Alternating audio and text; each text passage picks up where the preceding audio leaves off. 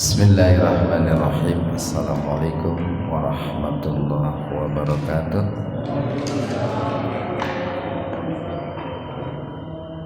Alhamdulillahi rabbil alamin, alladzi khalaqal mauta wal hayata liyabluwakum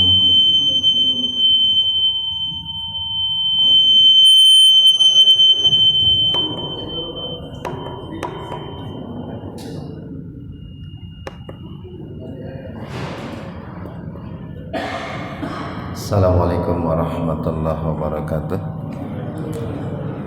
Alhamdulillahi rabbil alamin, alladzi khalaqal mauta wal hayata liyabluwakum ayyukum ahsanu amala wa huwal azizul ghafur. Asyhadu an la ilaha illallah wahdahu la syarikalah wa asyhadu anna Muhammadan abduhu wa rasuluh alladzi la nabiyya wa la rasula ba'dah. Hadirin ikhwatu iman jemaah Majlis Ta'lim Al-Muhajirin yang mudah-mudahan senantiasa mendapatkan ridho dan ampunan Allah Subhanahu wa taala.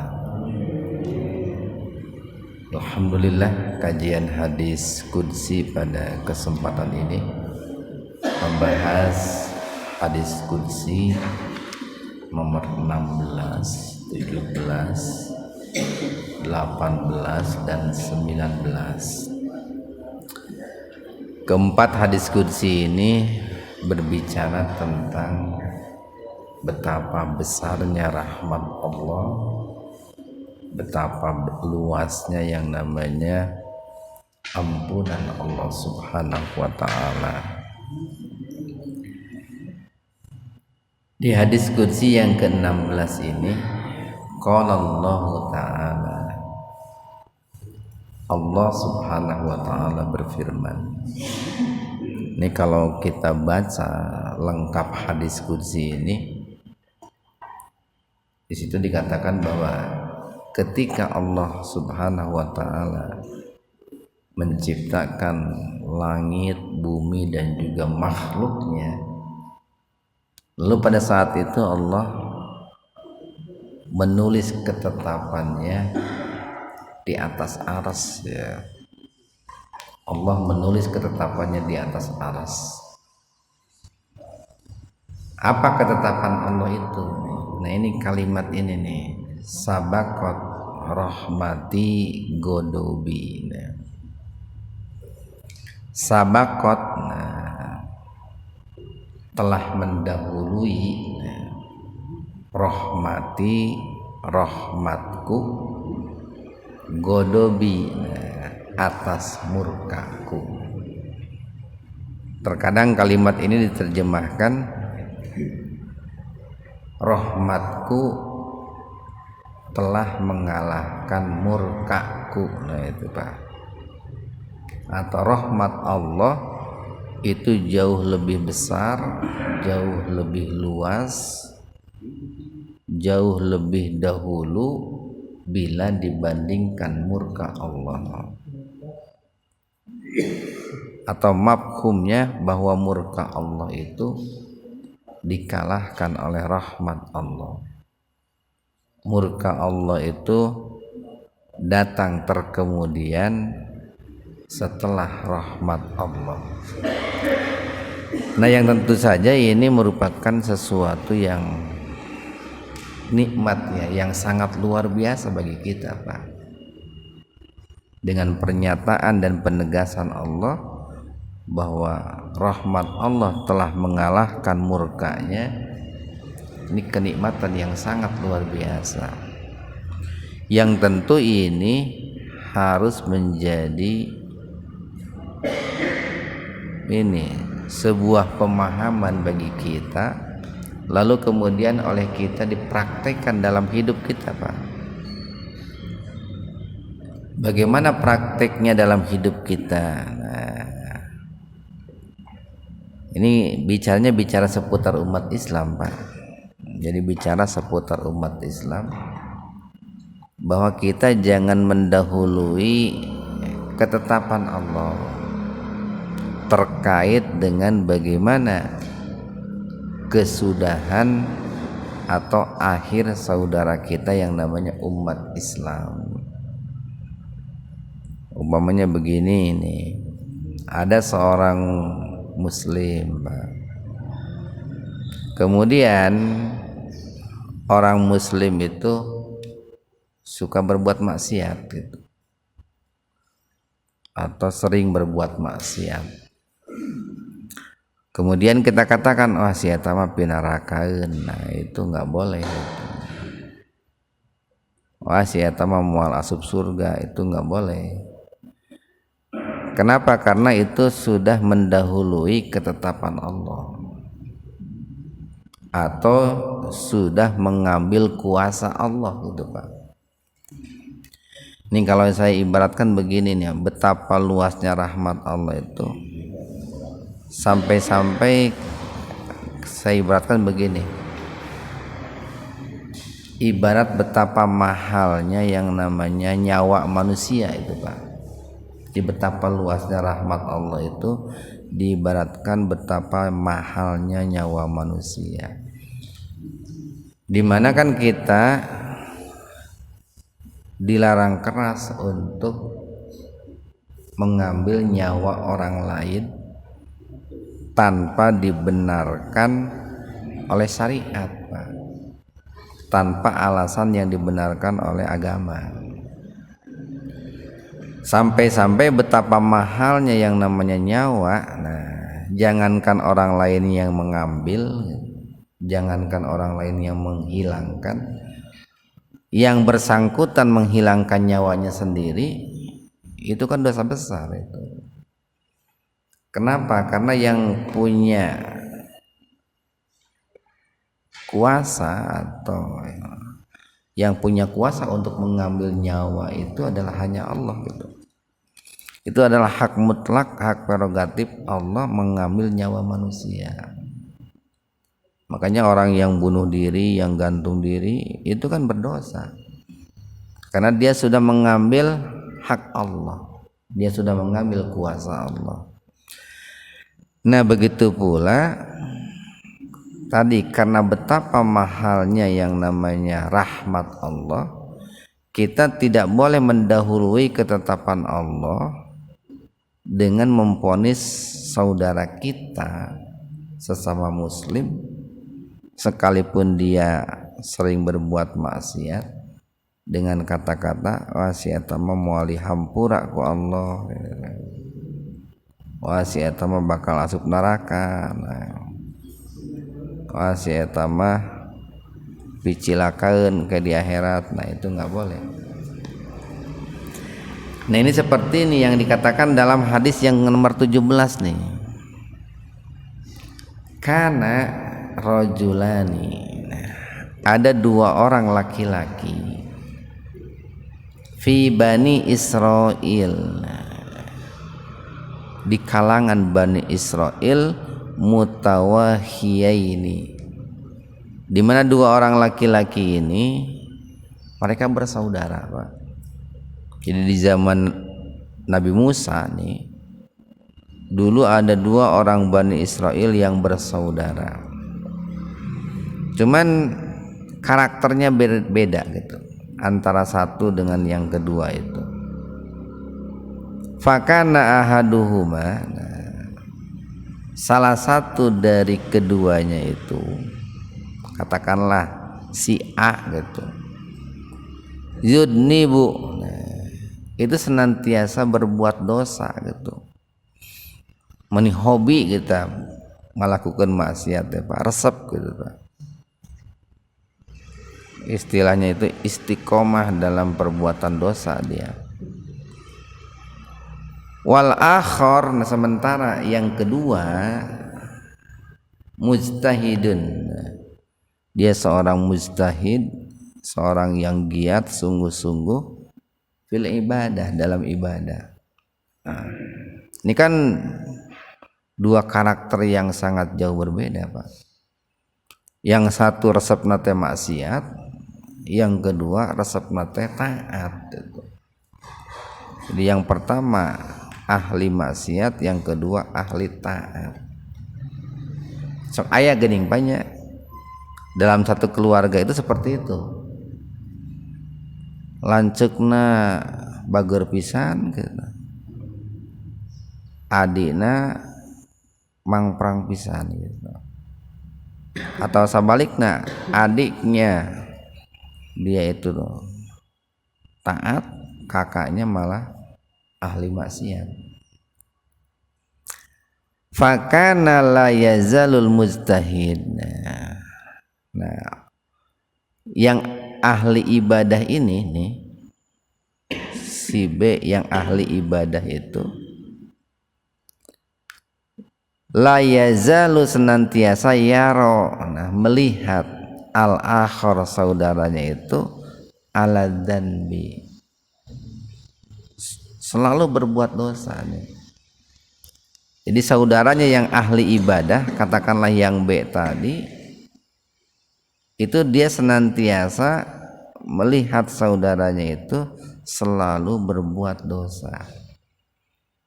Bahkan sudah diingatkan berkali-kali Bang ya. Dinasehati berkali-kali, ditegur berkali-kali. Tapi kekeh betekeh gitu, resep berbuat dosa. Fayaqulu, nah, saudaranya yang ahli ibadah itu berkata, aksir. Aksir itu bisa diartikan kosor Pak. Kosor, sholat jamak kosor, kan gitu ya. Aksir, nah, hentikan gitu, atau minimal kurangi lah. Jadi kalau dalam bahasa kita begini, cik atuh sekali-kali tong maksiat wae gitu. Kurangi maksiat teh gitu. Eta geuning tah buuk geus bodas gitu. Waos tos ompong gitu. Kulit tos keriput cik geura tobat atuh cenah. Era ku batur gitu teh. Kudu sieun ku neraka anu gitu tah Pak. Ini kan nasihatnya bagus nih, aksir, hentikanlah. Fawajadahu yauman ala danbin. Nah, akan tetapi setelah dinasehati itu, saudaranya yang ahli ibadah tuh mendapati saudaranya yang ahli maksiat pada suatu hari itu tetap berbuat dosa gitu. Jadi nu nganasehatan nu maksiat gitu Pak. Nu nganasehatan teu bosan, nu maksiat ogen teu bosan gitu Pak. Terus sering kita dapati dalam kehidupan itu begitu. Faqala, lalu berkata lagi nih, lahu kepada orang yang ahli maksiat, kepada saudaranya yang ahli maksiat itu, aksir, hentikanlah, nah itu, hentikanlah. Itu kan Pak, yang namanya manusia gitu. Kalau sudah berulang kali, barangkali akan sampai kepada titik bosan gitu, akan sampai kepada titik keheul meureun Pak. Nu nganasehatan jengkel meureun Pak, sebab yang dinasehati tidak juga mau berubah, yang dinasehati juga jengkel garananeng gitu Pak. Hayo we nganasehatan, hayo we mematahan, hayo mere duit tara begitu kan gitu Pak. Jadi pada tingkat tertentu akan muncul yang namanya kebosanan, kejengkelan. Sampai nih yang ahli maksiat itu berkata, kholani warobbi. Nah itu khola itu kosong, itu artinya kosong Pak. Tinggalkanlah aku, biarkanlah aku bersama Tuhanku gitu. Ini kalau dalam bahasa sederhananya begini, antepelah kuring mah karena masalah dosa mah urusan Allah jeung urusan kuring yang Allah. Biarkanlah saya, urusan dosa saya itu urusan saya dengan Allah gitu. Itu kan menunjukkan bahwa saudaranya yang ahli maksiat itu sudah jengkel, Pak. Bahkan sampai dia mengatakan begini, Abu ista alayya raqiban, itu. Wahai saudaraku, apakah engkau diutus untuk menjadi raqib untukku? Raqib itu kan nama malaikat, Pak, Raqib Atid itu. Apakah engkau diutus untuk menjadi raqib, untuk mengawasiku gitu. Itu kan panjang itu, Pak, ceritanya itu panjang. Kadang kan begini nih, kalau orang berbuat maksiat lalu kita nasihati, ada kalanya dia menjawab, kalau mau ceramah mah di masjid we, tong di dieu lah kita. Atau didinya mah ustad lain, ajengan lain mamatahan we cenah gitu. Kan kadang gitu ta. Kalau di sini bahasanya Abu ista alayya raqiban, apakah engkau itu diutus untuk mengawasiku? Atau kawas malaikat raqib wae lah gitu ta. Nah itu, Pak. Faqala, ini yang menasihati juga jengkel juga nih, Pak. Kemudian yang menasihati yang ahli ibadah itu berkata, wallahi, nah demi Allah gitu, Pak, la yaghfirullahu laka, demi Allah, Allah tidak akan mengampunimu. Atau la yudkhiluka, Allah tidak akan memasukkan al jannah, la yudkhilukallahul jannah. Nah ini kan sudah mencapai puncak nih. Jadi gara-gara nih yang ahli maksiat itu tadi pun sudah mengatakan kalimat klimaknya gitu, maka yang ahli ibadah pun menyampaikan membahasa orang nama closing statement gini, Pak, nih kata-kata terakhirnya nih, demi Allah engkau itu tidak akan masuk surga, atau demi Allah engkau itu akan masuk neraka. Lamun cek orang mah didinya mah pinarakaeun hirup teh gitu. Kan itu kata-kata yang barangkali seringkali tidak disadari oleh kita. Padahal itu nggak boleh itu. Kita mengatakan seperti itu kepada sesama muslim, Pak. Faqabada arwahahuma. Kemudian Allah memegang arwah keduanya. Maksudnya begini nih, Allah itu mengambil arwah keduanya, mematikan keduanya, mencabut nyawa keduanya. Pajtama'a, nah kemudian keduanya berkumpul inda rabbil alamin, di sisi Allah subhanahu wa ta'ala. Jadi kan begini, Pak, yang namanya arwah manusia ketika dicabut oleh Allah subhanahu wa ta'ala, itu dua-duanya awalnya menghadap Allah itu.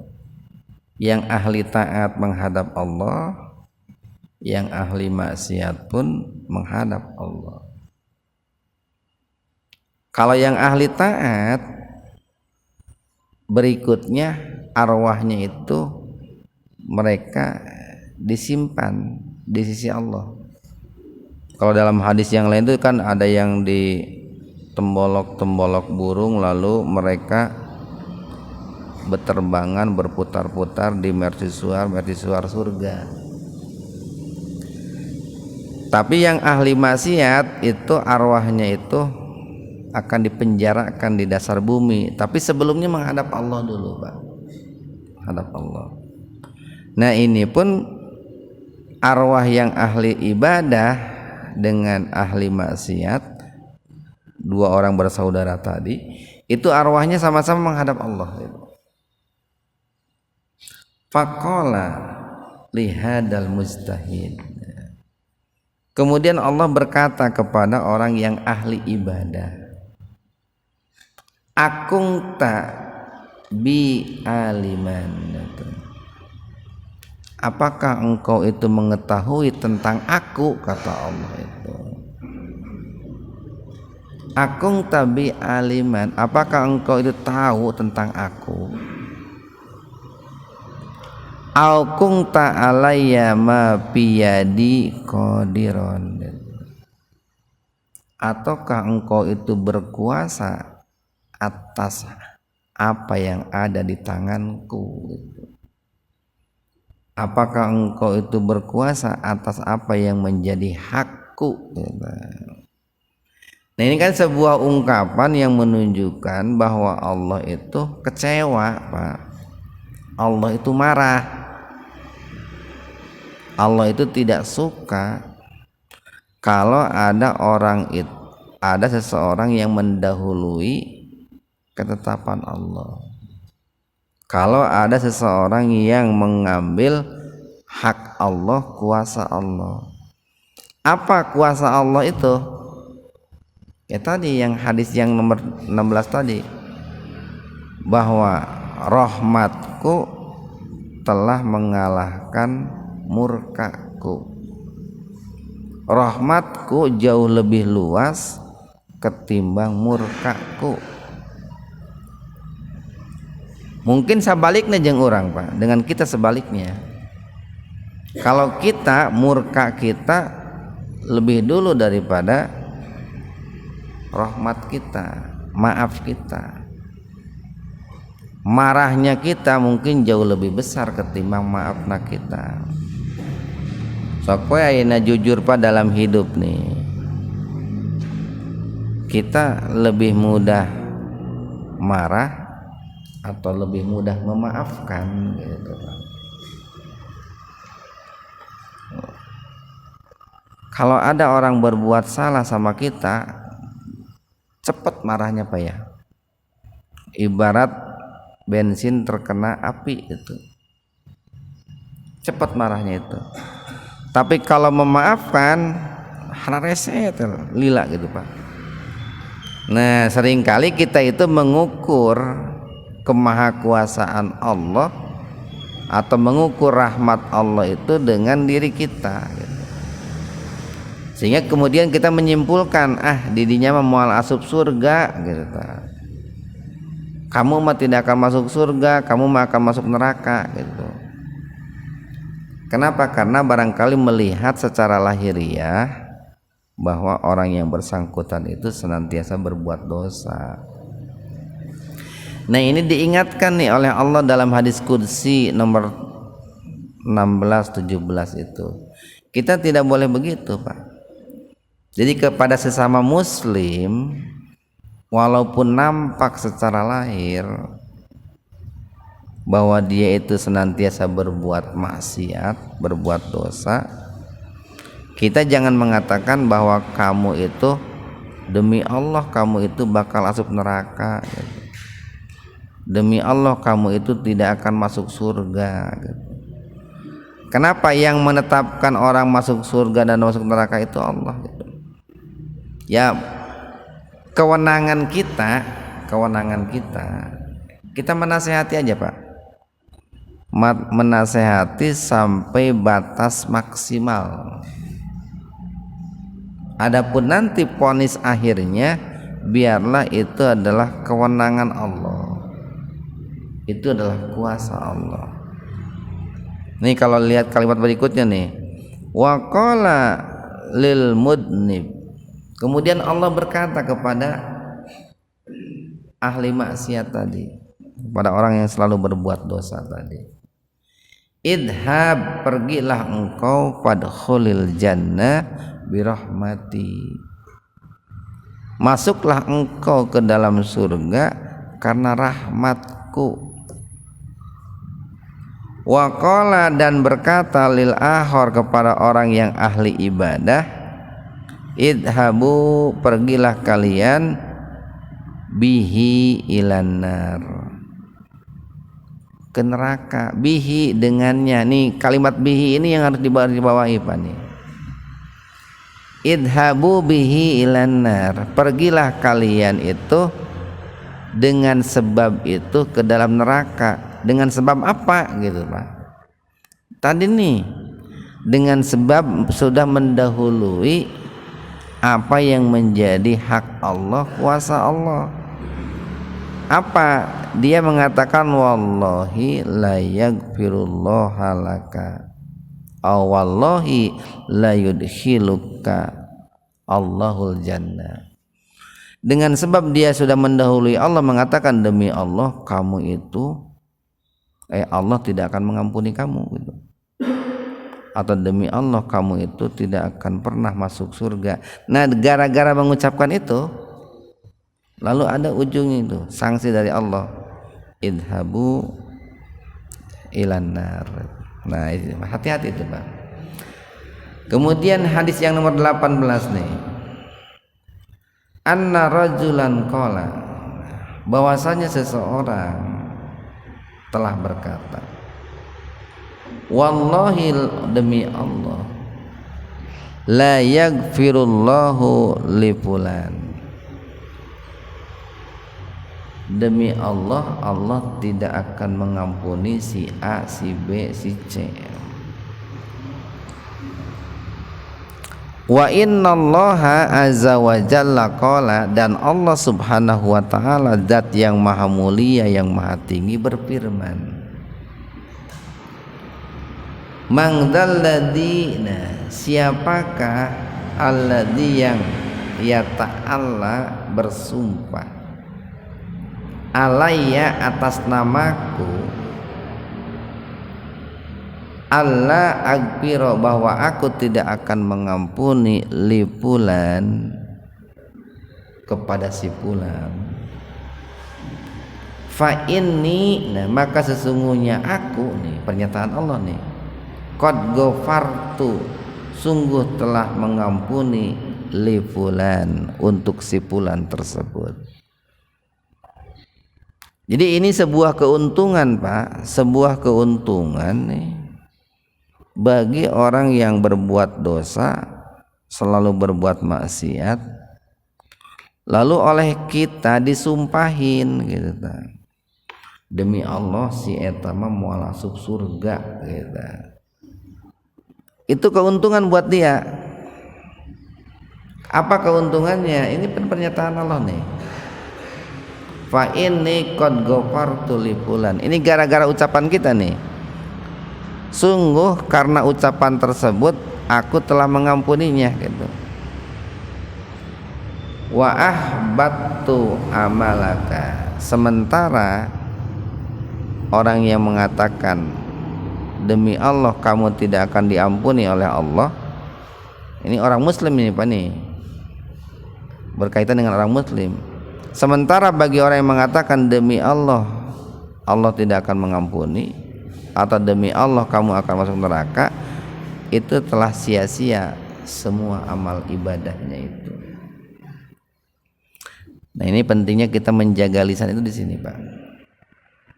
Doakan lah. Jadi kalau ada seorang muslim yang selalu berbuat dosa maksiat, doakan mudah-mudahan Allah berikan hidayah gitu Pak. Mudah-mudahan Allah bukakan pintu hatinya. Kemudian nih hadis yang terakhir nih, nomor 19, kana fi bani Israil,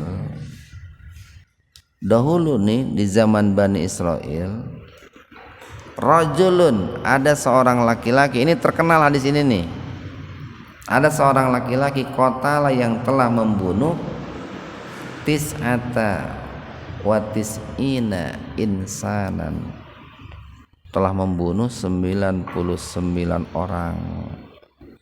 Ya kan, wah dosanya edun ya, dosanya besar sekali ya. Ada seseorang yang sudah membunuh 99 nyawa. Summa, kemudian kharaja, nah dia keluar, yas'alu, untuk bertanya, minta pendapat Pak. minta pendapat. Fa'ata rohiban, kemudian dia datang kepada seorang rohib, ya. Katakanlah seorang pendeta. Fasa'alahu, kemudian dia bertanya kepada pendeta itu. Faqala lahu hal min taubat, itu. Wahai rahib, apakah saya ini bisa diampuni itu? Wahai rahib, apakah saya ini masih bisa taubat gitu? Wahai rahib, apakah Allah akan mengampuni dosa saya gitu? Qala, kemudian rahib itu berkata, la, tidak. Moal gitu. Dirinya mah geus loba teuing dosana ketika tulungan gitu. Padahal nih si orang ini dia punya niat untuk taubat dengan taubatan nasuha, Pak. Apa buktinya? Dia kan sudah keluar dengan penuh keikhlasan, ketulusan, keluar dari rumahnya, bertanya kepada orang yang dianggap ahli di bidangnya gitu, terkait dengan perbuatan dosanya itu. Apakah saya ini masih punya kesempatan untuk taubat? Apakah saya ini punya kesempatan untuk diampuni dosa-dosa? Tapi si rahibnya tadi dia mengatakan la, tidak. Lamun dikaitkan dengan bahasa sebelumnya nih, Pak, tidak akan gitu. Kamu itu bakal masuk neraka gitu. Kamu itu tidak akan diampuni dosanya. Kamu itu tidak akan masuk surga gitu. Faqatalahu, kemudian dibunuhlah rahib tadi gitu. Genaplah jadi 100 itu, Pak. Mencek bahasa orang mah kagok wae lah cenah. Geus 89 hijikeun jejegen ku didinya jadi 100 gitu. Faja'ala yas'alu, tapi kemudian yang bersangkutan itu terus bertanya, dia mencari jawaban kepada yang lain gitu. Faqala lahu rajulun, lalu kemudian ada seorang, ini biasanya oleh para kiai itu dikatakan, datanglah dia kepada seorang ulama gitu. Lalu kemudian ulama itu berkata, i'ti qaryatan kada wa kada. Datanglah kamu kepada sebuah negeri, kepada sebuah desa, yang desa itu begini itu. Biasanya dijelaskan bahwa di desa itu banyak sekali kemaksiatan, banyak sekali kemungkaran. Lalu kemudian si orang ini diminta untuk memperbaiki desa itu, untuk membenahi tabiat buruk orang-orang yang ada di desa itu. Dakwah lah kalau bahasa kita, Bapak. Fa'adrakahul maut. Kemudian di tengah-tengah perjalanan gitu, yang bersangkutan itu mati gitu. Dia menemui ajalnya. Pana abisodrihi nahwaha. Pana itu nih cenderung. Pana abisodrihi nahwaha. Maka dadanya itu, diukur tuh dadanya itu lebih cenderung kemana? Apakah lebih cenderung kepada negeri atau desa yang dia tinggalkan, atau lebih cenderung kepada negeri atau desa yang dia tuju gitu. Kemudian didapati panaa. Nah itu panaa itu cenderung di dadanya itu atau badannya itu lebih dekat kepada desa yang dia tuju. Sedikit itu, Pak, sedikit. Kalau dalam hadis ini dikatakan hanya 1 jengkal gitu, Pak. Jadi kalau nih umpamanya jarak dari desa semula ke desa tujuan itu 100 kilo gitu. Pokoknya 100 kilo. Itu hanya 50 kilo, 1 jengkal gitu, Pak. 50 kilo pertengahan kan udah lewat 1 jengkal gitu setelah diukur itu. Fakta somat kemudian berselisih pihi tentang orang itu malaikatur rahmah wa malaikatul adzab. Malaikat rahmat dan malaikat adab itu berselisih. Malaikat rahmat menginginkan bahwa yang bersangkutan itu diampuni dosanya, mendapatkan rahmat Allah. Malaikat adab menginginkan bahwa yang bersangkutan itu karena sudah membunuh 100 nyawa itu pun mendapatkan hukuman siksa dari Allah Subhanahu wa taala.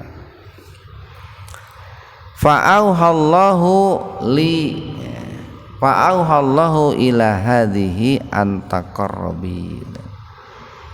Lalu Allah mewahyukan atau memerintahkan kepada bumi yang dituju atau negeri yang dituju untuk mendekatkan orang ini kepada tujuan. Jadi Allah merintahkan nih kepada dua bumi. Pertama bumi yang jadi tujuan, negeri yang jadi tujuan. Yang kedua merintahkan kepada negeri yang ditinggalkan. Kepada negeri yang menjadi tujuan Allah perintahkan, dekatkanlah orang ini ke arahmu, ke arah tujuan. Wa auhallahu dan Allah perintahkan ila hadhihi kepada negeri yang ditinggalkan antuba adi untuk menjauhkan orang ini dari negeri tujuannya. Ini kan dua bumi ini kan makhluk Allah nih Pak. Negeri tujuan makhluk Allah, negeri asal yang ditinggalkan pun makhluk Allah. Allah perintahkan kepada keduanya, wahai negeri tujuan, orang ini dekatkan ke arah tujuan atau jadikan orang ini lebih dekat ke arah tujuan. Dan Allah perintahkan kepada negeri yang ditinggalkan, jauhkan orang ini dari negeri asal. Nah setelah diukur, waqala lalu Allah berfirman, kisu, wahai malaikat rahmat, wahai malaikat adab, ukurlah gitu, ukurlah ma bainahuma. Ukurlah posisi orang ini, jasad orang ini di antara dua negeri tadi. Apakah lebih dekat kepada negeri tujuan, jauh dari negeri asal, atau masih lebih dekat kepada negeri asal ketimbang kepada negeri tujuan? Pawujida lalu didapati ila hadhihi aqrabu bisibrin. Didapati ternyata orang ini lebih dekat kepada negeri tujuan hanya 1 jengkal itu Pak. Faghufira lahu maka dia pun diampuni oleh Allah Subhanahu wa taala. Nah, ini kan menunjukkan betapa besarnya yang namanya rahmat Allah. Walaupun ini sedang dikatakan oleh para ulama bahwa orang ini bukan berarti tidak disiksa gitu Pak ya. Ini orang ini sering dikategorikan sebagai orang yang yadkhulunal jannah ba'da ahlin nar gitu Pak. Bahwa yang bersangkutan ini akan masuk surga tetapi setelah memasuki neraka dulu. Jadi dosa-dosanya diberikan hukuman dulu, diberikan siksa dulu, baru setelah bersih nih, kaitkan dengan hadis sebelumnya Pak yang kemarin-kemarin tuh. Baru setelah bersih dia dimasukkan ke dalam surga. Jadi bukan berarti bebas tanpa syarat, bukan. Cuman gini nih, apa yang diinginkan dari 4 hadis ini nih, hadis qudsi tadi, pentingnya nih buat kita. Pertama, bagi orang-orang yang berbuat dosa harus mengambil sikap tengah lah Pak. Sikap tengah. Ini kan Islam ini agama yang tawasud ya, pertengahan. Jadi kalau orang yang suka berbuat dosa, jangan keenakan juga berbuat dosa. Jangan terlalu pede gitu. bahwa Allah itu akan mengampuni. Harus muncul rasa cemas. Tapi jangan pula dia putus asa dari rahmat Allah gitu Pak. Pokoknya tengah-tengah lah Pak. Dia harus segera bertaubat, menghentikan dosanya, lalu kemudian dia berharap Allah akan mengampuni dosa-dosanya.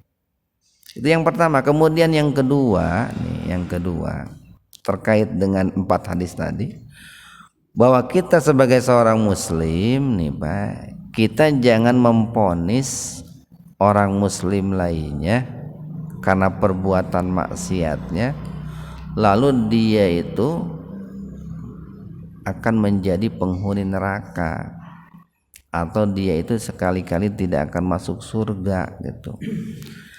Apalagi kalau kita sampai mengatakan wallahi, demi Allah, kita bersumpah dengan nama Allah Pak. Kecuali kalau yang bersangkutan itu, ini harus dipadukan juga dengan ayat lain atau hadis lain.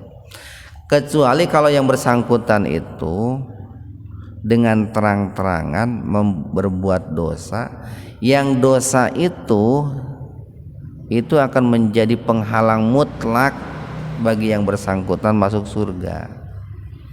Umpamanya nih orang yang bersangkutan mensekutukan Allah gitu Pak ya. Itu kan mensekutukan Allah itu kan sudah diponis oleh Allah dalam Al-Qur'an. Allah sekali-kali tidak akan mengampuni dosa orang yang mensekutukan Allah gitu Pak. Innallaha la yaghfiru ayyushraka bihi wa yaghfiru ma duna dzalik liman yasha. Nah, kecuali kalau memang dosa yang dilakukannya itu dosa-dosa seperti itu. Kalau dosa yang dimaksud itu adalah dosa yang sifatnya kemaksiatan Pak, maksiat itu dosa-dosa kecil lah Pak, dosa yang sering dikategorikan dosa kecil.